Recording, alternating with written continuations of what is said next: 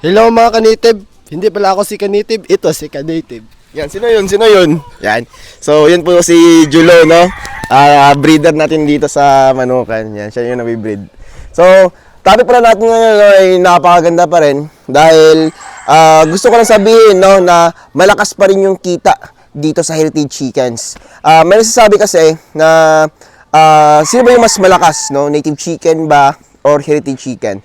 Ito, papaliwanag natin, no, kung saan ba kayo talaga kikita and saan kayo hiyang, no? Kasi nga, kada lugar, iba naman yung pangangailangan ng tao and kada ibang lugar, iba-iba din yung hilig or iba-iba yung uso sa pag-alaga. Yan. Sa ngayon, dito sa lugar namin, no, ito real talk to, no.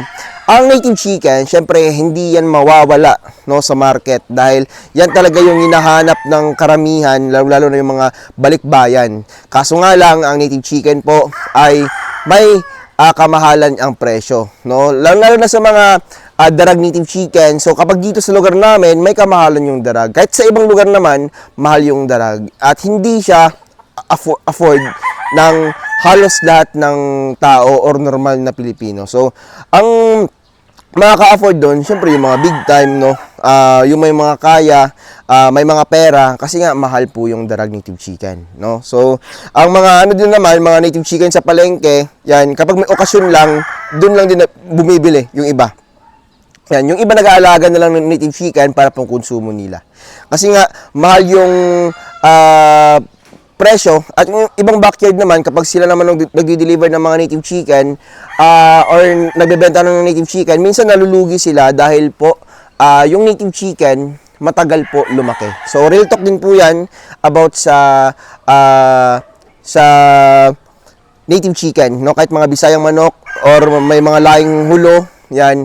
Huluan nun, hindi siya native na, no? Hindi siya native dahil nga ang manok na yan ay may dugong asel and asel is not a native breed sa Pilipinas. So, yun po yun, yung rason kung bakit nga ba malaki yung chance na malugi tayo kapag sinunod natin yung purong native lang.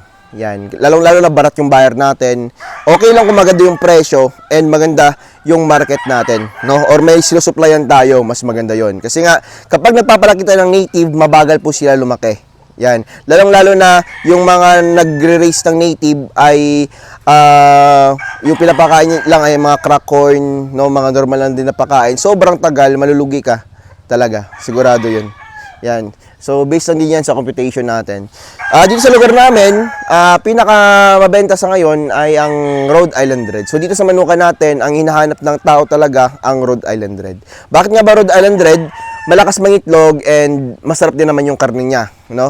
Hindi niya kayang tumbasan yung karne ng native chicken sa tinola, pero kaya niyang talunin ang native chicken sa adobo. Yan, sa inasal. Yan. Kahit sa lechon, no, kaya niyang talunin. Dahil nga masarap din po yung karne ng Rhode Island Red tsaka ng Black Australorp. So, ganun po yan, no? Nakadepende po yan sa pagluto. Pero sa tinola, syempre, walang makakaya. Talagang pinaka-the best sa native chicken, no? Sa tinola, native chicken na darag. Yan. Goy, pakakuha ko ng goy, ng darag natin. Yan. So, ngayon, dito na muna tayo. Yan, papakita ko na sa inyo ng darag. Kukunin pa ni Julo, yung kanina, yung impostor natin. Yan.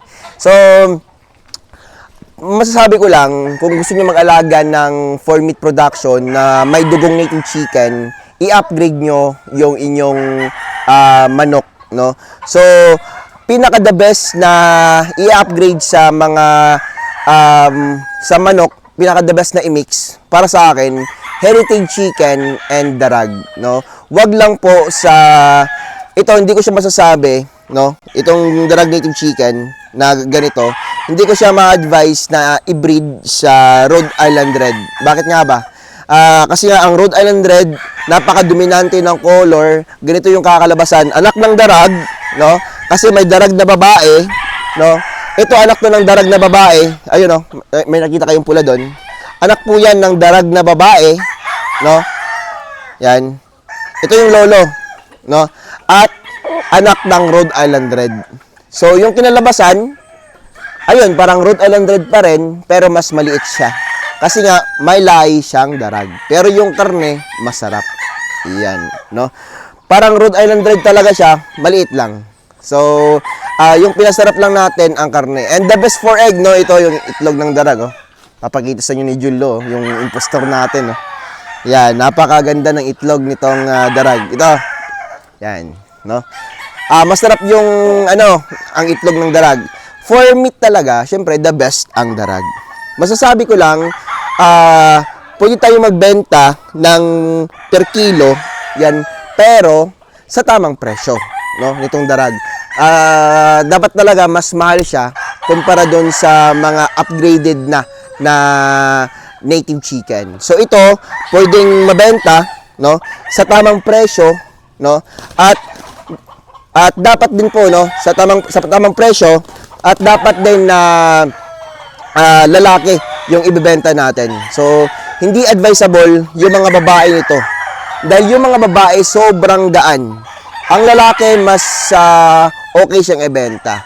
Yan, pero napapansin ko rin hindi masyadong siksik, no? Yung katawan niya, masiksik itong mga ganitong klaseng manok. Yan, masiksik yung katawan nila. No? So, ito, kung ano mo yung kinakain ng ganitong manok, dito din po yung kinakain niya. No? At ang vitamins, same lang din po. Yan, kasi nga, tinuturukan din po namin ito ng kung ano yung tinuturok namin sa aming mga ganong klaseng manok. No? Yung mga tinataling manok. Yan. So, ma-advise ko nito, mas maganda siyang i-breed sa mga black na heritage chickens. Katulad dito, no? Black Australorp. Yan, Black Australorp yung masasuggest ko na i-breed sa kanya. Black Australorp, kapag ganito, halos ganito yun po yung kalalabasan ng kulay niya. Yan, mas lumaki siya and mas sumarap syempre dahil sa tulong ng darag native chicken. Yan. Yung mga babae nito, no, mas maganda kasi kapag yung nagkasta is lalaki at yung babae ang heritage chickens na Black Australorp. Pero pinaka the best dito na ipapares ang Jersey Giant. Ang Rhode Island Red, mas maganda siyang ipares sa mga Bisayang manok, no? Kasi nga, malalaki na naman din yon and halos pula din po yung kulay. So, halos same lang yung kakalabasan din nila. Yan. Pero ito, tested na kasi na mas malakas ang dugo ng Rhode Island Red. Pinaka the best na ipares dito, ang Jersey Giant. Yan. Ang Jersey Giant po, isa sa pinaka, one of the largest chicken breed, no? Sa buong mundo. Ito naman po ang Jersey Giant. Yan. No? Yan. So, ito, halos tumitimbang na ng 6 kilos. And, pinaka the best din na ipares ito, mga Shamo Giants natin, which is matatangkad talaga. Yan. So, once again, hindi ko masasabi na mas malakas ang market ng native chicken sa mga heritage chicken dito sa lugar namin, no? May mga lugar din na mas malakas talaga din ang native chicken and mas pumapangalawa lang ang heritage chickens.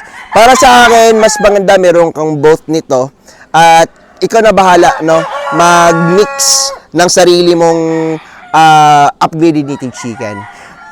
Ako matagal na kong nag-aalaga ng manok and masasuggest ko kapag nagbenta ka ng full meat sa mga karinderya, mga restaurant, kung tumatanggap lang naman sila ng upgraded native chicken, no, dun ka na lang po, upgraded native chicken yung gawin mo.